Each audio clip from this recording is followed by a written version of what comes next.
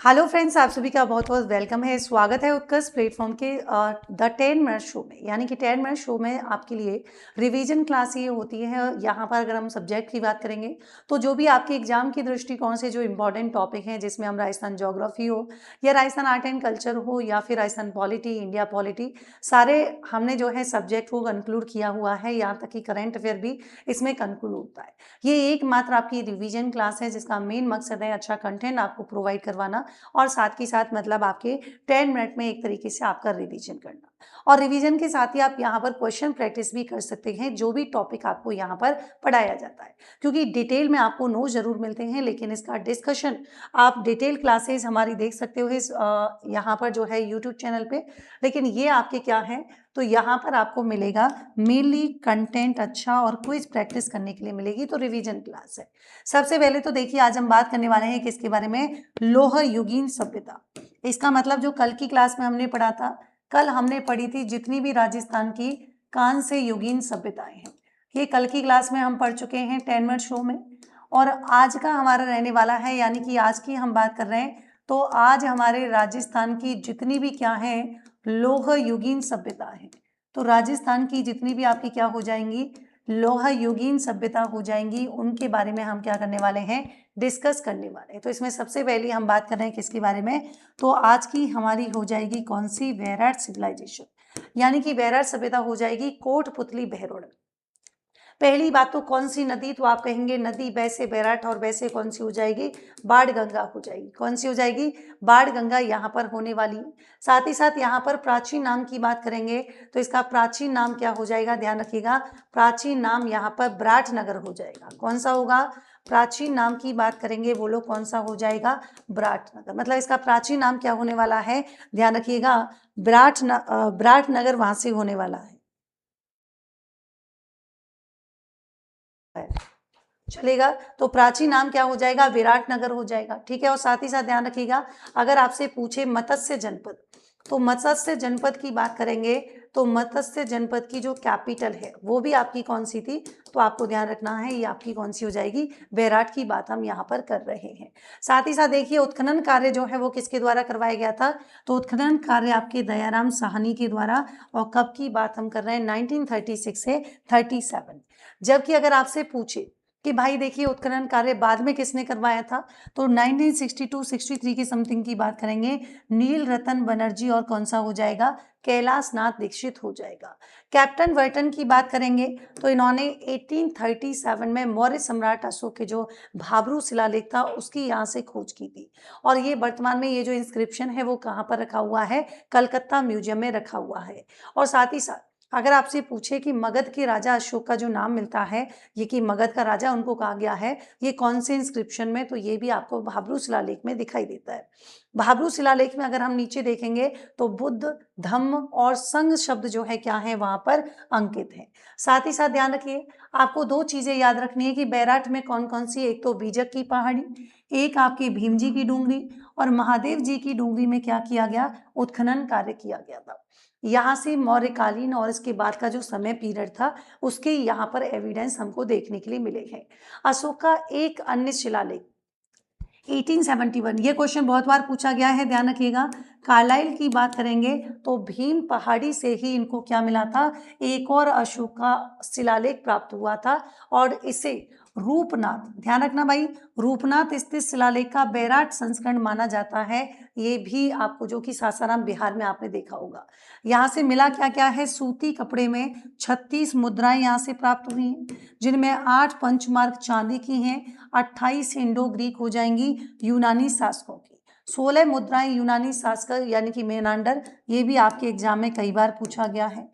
उत्तर भारतीय चमकीले जो मृदवान वाली संस्कृति का प्रतिनिधित्व करने वाला राजस्थान का अगर सबसे महत्वपूर्ण और कोई प्राचीन स्थल माना जाता है वो माना जाता है किसको, बैराट को माना जाता है। साथ ही साथ ध्यान रखिएगा कि 1999 की बात करेंगे, यानी कि 1999 की बात करेंगे, कौन सी, बीजक की पहाड़ी। तो ये बीजक की पहाड़ी आपने कई बार देखा होगा, यहाँ से ही अशोक कालीन जो है कौन से गोल कैसे हैं, तो आपको ध्यान रखना है, यहाँ से आपके गोल बौद्ध मंदिर स्तूप, और स्तूप के साथ साथ हम किसकी बात कर रहे हैं, मौट के अवशेष भी मिले हैं। उनका इनका संबंध कौन से संप्रदाय से हो जाएगा, हीनयान संप्रदाय से। किससे होगा, हीनयान संप्रदाय से इनका क्या होने वाला है, संबंध होने वाला है। और साथ ही साथ 713 ईस्वी की बात करें तो मानसरोवर अवलेख, इसके अनुसार बैराट में मान्य मौर्य का क्या हुआ करता था, शासन हुआ करता था। यहाँ के लोगों की कल्चर की बात करेंगे, जो जीवन है, इनकी संस्कृति कैसी हुआ करती थी, ग्रामीण संस्कृति हुआ करती थी। और यहाँ से भवन निर्माण के लिए, मतलब जो घर बनाए जा रहे हैं उनके लिए मिट्टी की बनाई ईंटों का क्या है, यूज यहाँ पर अधिक किया जाता था। यहाँ से आपको शुंग एवं कुषाण कालीन क्या मिले हैं, फॉसिल्स यानी कि अवशेष मिले हैं। वैराट सभ्यता के लोग जो हैं वो लौह धातु से परिचित थे, और यहाँ से जब उत्खनन हुआ, एक्सकेवेशन हुआ, तो लोहे के तीर और भाले भी हमको क्या है यहाँ से प्राप्त हुए थे। इसी के साथ ही देखिए हैन सांग के बारे में आपने सुना होगा, 634 ईस्वी की बात है, और आप ये कह रहे हैं कि ये जो हैन सांग है इसने 634 विराटनगर की यात्रा की थी, और यहाँ पर इन्होंने बौद्ध मठों की संख्या कितनी बताई थी, 8 बताई थी। और बैराट के लिए इन्होंने एक शब्द यूज किया था, कौन सा, पीलो योतोलो शब्द यूज किया था। और बैराट से यहाँ पर चट्टानों पे गुप्तकालीन संख लिपि के प्रमाण पत्र भी मिले हैं। जबकि हम 1836 ईस्वी की बात करते हैं तो अंग्रेजी विद्वान हुआ करते थे जिनका नाम था जेम्स प्रिंसेप। जैन प्रिंसेप ने उत्तराखंड के कौन सी जगह, बाराहट की बात करेंगे तो वहां पर पीतल के त्रिशूल पर संख लिपि को खोजा था। ये भी क्वेश्चन पूछा गया है, जिसे सेल स्क्रिप्ट कहा जाता है। इस लिपि का प्रयोग 4वीं से लेकर 8वीं शताब्दी के बीच किया जाता था, और उत्तर मध्य जो भारत है उनके शिलालेखों में क्या मिलता है, तो आप कहेंगे इनका यूज करने का जो है हमको यहाँ पर मिलता है। ठीक है, मुगल काल में टकसाल होने के प्रमाण पत्र मिले हैं। मुगल काल में जो ढाले गए सिक्के होते थे उन पर क्या है, वैराट अंकित मिला है। सवाई राम सिंह सेकंड के काल में स्वर्ण मंजूषा प्राप्त हुई थी, ये भी आपको ध्यान रखना है। इसी के साथ ही सेकंड हमारी आती है नगरी चित्तौड़। वही सेम कहानी, नदी कौन सी है, बेडस नदी हो जाएगी। साथ ही साथ हम बात करेंगे प्राचीन नाम इसका कौन सा था, माध्यमिका, या कई जगह मध्यमिका भी मिलता है। उत्खनन कार्य 1904 में हुआ, और डॉक्टर D.R. भंडारकर द्वारा, और फिर से 62-63 में केंद्रीय पुरातत्व विभाग के द्वारा करवाया गया था। यह क्षेत्र सीवी जनपद के अंतर्गत आता था। सीवी जनपद में आपके चित्तौड़गढ़ और जो उदयपुर का जो रीजन है वो इसमें इंक्लूड था। सीवी जनपद की बात करेंगे, यहाँ से ताम्र सिक्के और गुप्तकालीन कला के क्या मिले हैं, अवशेष भी हमको प्राप्त हुए। इसी के साथ ही देखिए यहाँ पर कि प्राचीन नाम जो इसका मध्यमिका है, इसका उल्लेख पाणिनि का जो अष्टाध्यायी ग्रंथ आपने सुना होगा, और पतंजलि का महाभाष्य जो ग्रंथ है उसमें मिलता है। और राजस्थान का पहला, अगर आपसे पूछे, उत्खनित स्थल भंडारकर द्वारा 1920 में। घोसुंडी अभिलेख आपने सुना होगा, 2वीं शताब्दी ईसा पूर्व का जो है प्राप्त हुआ है। नगरी आपके सीवी जनपद की कैपिटल थी। नगरी की खोज 1872 कार्लाइल, ये भी आपके एग्जाम में क्या है, पहले भी क्वेश्चन पूछा जा रखा है। साथ ही देखिए बड़ेली अभिलेख के अनुसार मांग रहे हैं, तो हम लोग कह रहे हैं कि मध्यमिका जो है क्या हुआ करता था, एक जैन केंद्र यहाँ पर हुआ करता था, ऐसा हम नहीं, बड़ेली अभिलेख इंस्क्रिप्शन की बात हम कर रहे हैं। हैनसांग की बात करेंगे तो हैनसांग ने यहाँ पर क्या किया है, इस क्षेत्र की उपज का वर्णन किया है। और साथ ही साथ यहाँ पर देखिए 4 चक्राकार क्या मिले हैं, कुएं भी यहाँ पर प्राप्त हुए। इसी के साथ ही देखिए जब हम महाभारत की सभा पर्व की बात करते हैं तो मध्यमिका पर नकुल की दिग्विजय यात्रा के संदर्भ में भी वर्णन मिलता है। मध्यमिका नगरी पुष्यमित्र शुंग, तो ये जो शुंग डायनेस्टी हुआ करती थी, और शुंग डायनेस्टी का एक बहुत ही प्रसिद्ध राजा रहा है, कौन सा, जिनका नाम है पुष्यमित्र, तो उनके राज्य का जो है अंग रही थी कौन सी, मध्यमिका। इसी के साथ ही देखिए रेड टॉक की जब हम बात करते हैं तो ये आपके निवाई तहसील में कौन सी नदी के किनारे, ढील नदी के किनारे हो जाएगा। सभ्यता है कैसी, लोह युगीन सभ्यता हो जाएगी। पूर्व गुप्तकालीन के अपने यहाँ पर फॉसिल्स भी इनको मिले हैं। साथ ही साथ ध्यान रखिएगा कि दयाराम साहनी जी के नेतृत्व में यहाँ पर क्या किया गया था, 1938-9 में उत्खनन कार्य, और फिर 38 से 40 की बात करते हैं तो केदारनाथपुरी की, मतलब इसके टाइम पीरियड के बीच में करवाया गया। तो मालव जनपद, ये क्वेश्चन बहुत बार पूछा है कि लौह सामग्री का विशाल भंडार, और मालव जनपद की मुद्राएं कहाँ से मिली हैं, रेड टॉक से। रेड के उत्खनन से जो लौह टूल्स हमको मिले थे, तो इसीलिए क्योंकि यहाँ पर मुद्राएं मिली थी और यहाँ पर जो है काफ़ी संख्या में मिली थी, इसलिए इसे प्राचीन भारत का क्या बोलते हैं, टाटा नगर भी कहा जाता है। मातृ देवी की मृण्मयी मूर्ति, ये भी आपके एग्जाम में पूछा गया है। और देखिए, निर्यात के लिए जहाँ पर उपकरण यानी कि टूल्स बनाए जाते थे, औजार बनाए जाते थे, तो धातु केंद्र जहाँ पर इंडस्ट्रियल भी जो है काम किए जाते थे, वो आपका कौन सा हो जाएगा, ये भी आपके यहाँ पर होगा।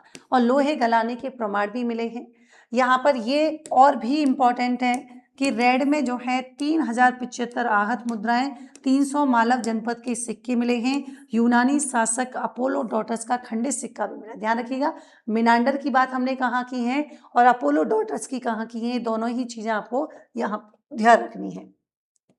फिर कह रहे हैं शीशे की मुद्रा पर ब्राह्मणी लिपि में जो क्या लिखा हुआ था, मालव जनपदस, वो भी यहाँ पे। गुलाबी रंग से मिट्टी का बना हुआ क्या था, संकीर्ण गर्दन वाला फूलदान भी यहाँ से मिला है। यहाँ से जो मृदभांड है वो चक्र से निर्मित है और मिट्टी के बर्तन कई प्रकार के जो है यहाँ पर देखने के लिए मिले हैं। रेड के मृदभांडों में गोल रिंग बेल्स एक दूसरे पर लगा दिए जाते थे, ये भी हमको यहीं से मिला है। ये भी आपके एग्जाम में पूछा गया क्वेश्चन है। रेड से मृतिका की बनी यक्षिणी की प्रतिमा प्राप्त हुई है, जो कि शुंग काल की मानी जाती है। ये भी सबसे इंपॉर्टेंट, एशिया का अब तक का सबसे बड़ा सिक्कों का भंडार हमको रेड यहाँ पर हो जाएगा। कौन सा, तो टॉक की बात हम कर रहे हैं। यहाँ के जो निवासी हैं, अगर वहाँ के जो लोगों की बात करेंगे तो मोटा और बारीक कपड़ा बनाने में सिद्धहस्त थे और जस्ते को साफ करने का प्रमाण भी हमको इस यहाँ सिविलाइजेशन देखने के लिए मिला है। फिर बात आती है सुनारी, झुंझुनू की बात हम कर रहे हैं। नदी कौन सी हो जाएगी, कांतली नदी।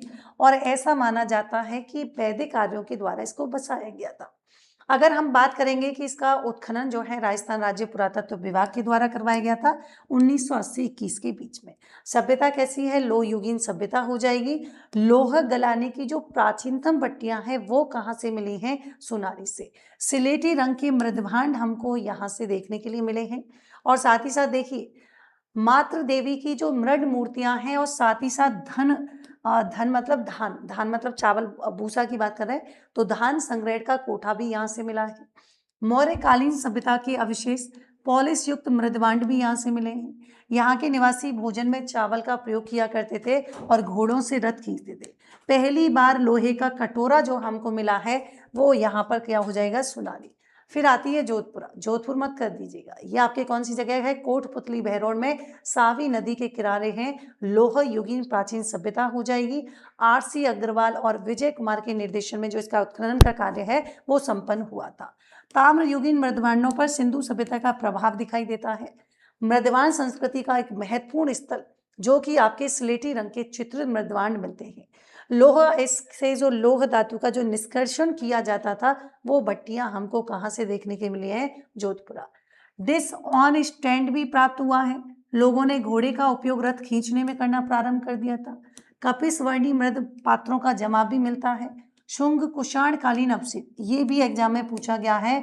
और साथ ही साथ मौर्य कालीन सभ्यता के अवशेष वो भी आपको जोधपुरा से मिले थे। फिर आती है ईसवाल। पहली बात तो कहाँ पर है, उदयपुर में है। कौन सी है, लोह युगीन है। प्राक ऐतिहासिक कालीन सभ्यता भी कहा जाता है। प्राचीन औद्योगिक नगरी के नाम से प्रसिद्ध है। लोहे गलाने का जो डेवलप्ड हो चुका था, मतलब उद्योग जो है विकसित होने के प्रमाण यहाँ से मिले हैं।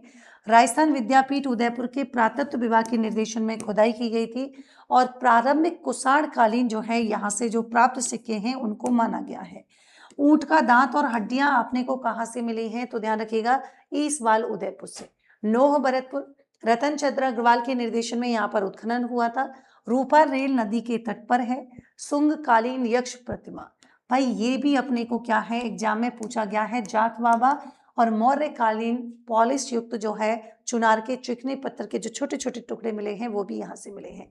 चक्रकूपों के अवशेष मिले हैं और एक यहाँ से पात्र जो है उसमें ब्राह्मी लिपि में लेख अंकित है, ये भी ध्यान रखना है। यहाँ से भांड काले और लाल मिले हैं और कपिसवर्णी मृद जो पात्र है उनका क्या है यहाँ पर, वो भी भंडार देखने को मिला है। साथ ही साथ 5 सांस्कृतिक युगों की हम बात करेंगे, उनके अवशेष मिले हैं और ये आपके पहले भी पूछा गया है। कुषाण, नरेश, हुविस्क एवं वासुदेव के क्या मिले हैं, सिक्के मिले हैं। ताम्रयुगीन, आर्ययुगीन, महाभारत कालीन के अवशेष यहाँ से मिले हैं और मृदपात्र पर स्वास्तिक चिन्ह की बात करेंगे, चित्रांकन यहाँ पर क्या हो जाएगा, विशेष उल्लेखनीय हो जाएगा।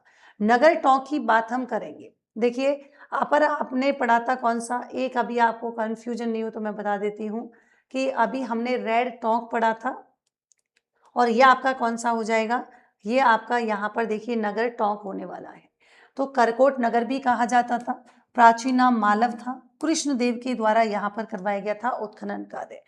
बड़ी संख्या में मालव सिक्के और आहत मुद्राएं मिली थी और यहाँ पर गुप्तोत्तर काल की स्लेटी पत्थर से क्या है निर्मित महिषासुर मर्दिनी, ये भी आपके एग्जाम में पूछा है, इसकी मूर्ति यहाँ पर मिली थी। और खेड़ा सभ्यता के नाम से भी जाना जाता है और लक्ष्मी की खड़ी प्रतिमा आपको यहीं से मिली थी। ठीक है, तो दूसरी बात तो यहाँ पर देखिए कौन सी नदी के किनारे विकसित हुई, ये आपको ध्यान रखना है। और नदी के किनारे की बात करेंगे, दूसरा इंपॉर्टेंट जो फैक्ट है वो कौन सा हो जाएगा, तो आपने कहा उत्खनन किससे किया है और खेड़ा सभ्यता के नाम से कौन सी सिविलाइजेशन को जाना जाता है, ये भी आपके इसका पार्ट है। भीनमाल जालौर की बात करेंगे तो 53-54 में रतनचंद अग्रवाल हो जाएगा। प्राचीन नाम क्या हुआ करता था, श्रीमाल। मृद पात्रों पर विदेशी इंपैक्ट यहाँ पर दिखाई देता है और शक क्षत्रपों के सिक्के भी यहाँ से मिलते हैं। दोहत्ती सुराई, रोमन एम्फोरा ये भी मिला है। प्रथम शताब्दी गुप्तकालीन अवशेष भी हमको यहाँ से मिले हैं। साथ ही साथ देखिए कि गुप्तकालीन जो विद्वान थे ब्रह्मगुप्त, उनका जन्म स्थान माना जाता है किसको, भीनमाल को, तो ये आपको ध्यान रखना है। चीनी यात्री हेनसांग ने भीनमाल की यात्रा की थी और पीलो मोलो शब्द का यूज किया था भीनमाल के लिए, ये भी आपको यहाँ पर ध्यान रखना है। फिर आता है नैनवा, ये बूंदी में है। श्री कृष्ण देव के निर्देशन में 2000 वर्ष पुरानी महिषासुरमर्दिनी की मृण मूर्ति मिली है। कोटा जिले में जो करसवा अभिलेख था उससे मौर्य राजा धवल का उल्लेख मिलता है, अंतिम मौर्य राजा था जिसका राजस्थान में क्या है, उल्लेख मिलता है। साथ ही साथ देखिए कुछ इंपॉर्टेंट फैक्ट है कि वैदिक सभ्यता के अवशेष राजस्थान के अनूपगढ़, तरखान वाला डेरा और चक्र जो है 64 से प्राप्त हुए हैं। रामायण के अनुसार बात करेंगे तो भगवान राम ने दक्षिण सागर को भयभीत करने के लिए जो खींचा हुआ अपना जो अमोघ अस्त्र था, ऐसे मान्यता है, राजस्थान की ओर छोड़ा था जिससे मरुस्थल का निर्माण हो गया। तो ये कोई साइंटिफिक ट्रुथ नहीं है, ये यहाँ पर सिर्फ रामायण के अनुसार की बात हो रही है। महाभारत के अनुसार राजस्थान में जो जंगल देश है वो कौरव पांडवों के जो है राज्याधीन था। पांडवों ने अज्ञातवास का 1 वर्ष मत्स्य देश के विराट के जो है दरबार में व्यतीत किया था। इसी के साथ ही आर्यजन के रूप में जो मत्स्य जाति है उसका उल्लेख सबसे पहले ऋग्वेद में हुआ है और मत्स्य जन का उल्लेख सतपथ ब्राह्मण और कौशिक उपनिषद भी देखने के लिए मिलता है। अब यह आपका पूरा का पूरा क्या है, करंट अफेयर का पार्ट है, इसके साथ अपना जो है क्या है, करंट अफेयर्स इंक्लूड हो जाएगा। जैसलमेर का जो जिला है मेगा गांव, जुरासिक काल के जीवाश्म यहाँ पर मिले हैं और 20 करोड़ वर्ष पुरानी जो विलुप्त हो चुकी है उसके प्रमाण यहाँ पर मिले हैं। खोज जयनारायण व्यास विश्वविद्यालय के प्रोफेसर BS परिहार की टीम ने खोज की है। और साथ ही ध्यान रखिएगा, जीव पानी के आसपास रहता था जो कि आपको फाइटोसोरस है, ये आपके यहाँ पर देखने के लिए जो है मिला है। जैसलमेर में डायनासोर के क्या है, अवशेष पहले भी मिल चुके हैं। आकल और जो आपका बैया गांव है वहां पर भी आपके फॉसिल्स मिल चुके हैं।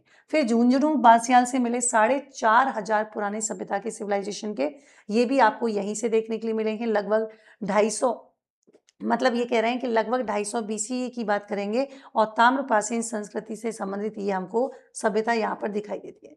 साथ ही मैं आपको बता दूं कि देखिए RS से रिलेटेड अगर आपको करना है तो यहाँ पर 29 नवंबर से RS प्रीलियम 2026 का बैच आपको शुरू हो रहा है। ऑफलाइन काउंसलिंग सेमिनार होगा, जोधपुर जयपुर आपके दोनों ही जगह क्या है, अवेलेबल है। इसी के साथ ही बिग समर सेल, ये आपकी 3 जून लास्ट डेट है, तो यहाँ पर आपको जितने भी RS के ऑनलाइन कोर्सेज हैं उस पर आपको मिलेगा अप टू 90% का discount, 6 month extra course validity, और कोर्स की वैलिडिटी अगर आप बढ़ाते हैं तो 25% आपको एक्स्ट्रा डिस्काउंट मिलने वाला है।